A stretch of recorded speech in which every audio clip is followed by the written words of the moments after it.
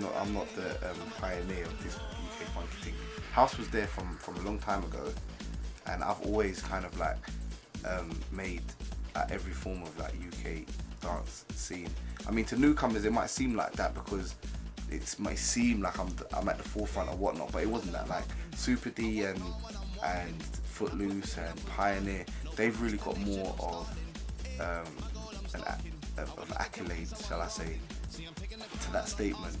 I just like was listening to their DJ sets and heard the American house, the electro, certain different things, and I was influenced by it. And then, you know, I felt like I wanted to, you know, make that type of style of music, and so I just made it and put it out there. I'm an African warrior. No, to be honest, no. I never expect it. I can promise you that if I put out a tune, I'll give you the best that I think is the best. I'll never, like you guys saw it, if I'm enjoying it and I think it's a banger, I'll put it out there. But I'll never assume that everyone else will, because music is about opinion, and I know my opinion is not the same as someone else's opinion necessarily, but I can promise you that when I do put a tune out, it is the best that I've done. But I didn't expect it to blow, especially to the point of where it is now. I've been hyped since morning, from the sun come up and start dawning. I'm taking the crown, I'm not asking. Social Circles was owned by a DJ and a DJ stroke producer. The DJ's name was Jason K. Quick history about him: he was in a group called Top Buzz that was big in the acid days, and then he became also a big garage DJ and underground in the early stages of it. And he actually initially owned Social Circles, and Sticky was brought to the forefront by garage mainly, and he brought out tunes like Miss Dynamite Boo, Misha, What's It Gonna Be, Tales from the Hood, like, you know, Tabby T. So yeah, when I was 17 I actually signed to them. I made Bounce when I was 17, and they were the ones that actually released the track for me. Then about 3 or 4 years later, the company kind of went bust, and I was released from the company. Listen up, bounce, bounce with it. Donaeo MC, get with it. Mr. Fidget, get with it. I was growing up really, because I was 16, 17 when I made Bounce, and when it did blow, I wasn't really prepared. I wasn't prepared for the responsibility of being an artist and a producer. What I mean by responsibility is that if you're an entertainer, your responsibility is to entertain, and I didn't really have any other tracks apart from Bounce. I didn't prepare myself for that type of thing. So after Bounce, I was always chasing for the next big tune, and that puts a lot of pressure on you. You're not really going to make music because you love it, you're making music because you've got to make the next big hit. So I wasn't prepared in that way, and I wasn't really mature enough to handle the attention that was around. So I had to kind of like disappear for a bit and, you know, grow up and become a man and actually take my career seriously.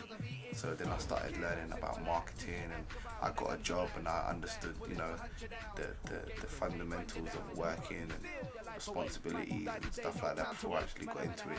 And like I said, I started learning marketing again, so I actually taught myself how to run my own business, and I actually found out that basically every business and selling a product is the same around. You just got to find out certain things and put, you know, the jigsaws in the right places and whatnot, and then you'll be alright. Mr. Fidget, get with it. Cause my philosophy is to bounce, bounce with it. It's changed a lot. I mean, like, for instance, the internet has changed massive a lot, because back in the days, if you wanted your tune played by a DJ and it wasn't already out there on record, you had to go to Madhouse. Remember Madhouse, yeah? And you had to go basically get your dub plate pressed up. Music House. That's it, Music House. See how long ago it was? Music House. Me apologise, yeah? Paul knows what I'm talking about. Yeah, he knows. But like, if you'd have to go Music House, pay £35 to get your dub pressed up, and you'd have to go to the DJs and give it to them directly, you know. You could only get in contact with the DJs that were the big names at the time, whereas now with the internet, all you need to do is burn your thing on CD and send it to whoever's playing out there. Do you see what I'm saying? As well as the big DJs, you can play it to the other DJs that are making a name for themselves or whatnot. In regards to that as well, you don't actually have to wait for the DJs to play your music. If you wanted to, you could give your music directly to your audience.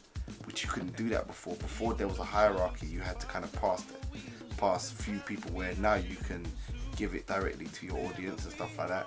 I mean, like, physical sales have gone down, and for a while everyone was kind of lost because a lot of people made their money from record sales, actually physical sales, and a lot of people didn't really know about publishing, other ways to make money, and because that's been taken away, a lot of people have been lost in regards to making, you know, some form of career, and a sensible career from it, where you can look after yourself and there's some form of financial security.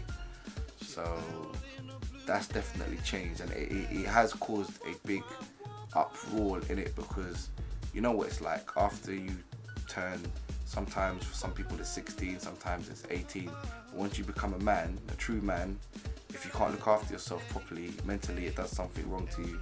And I think with the music industry, what's happened is that a lot of people, because they haven't found other forms of ways to make money, it doesn't make financial sense for them to move forward in that respect, you know. Get closer before I know it.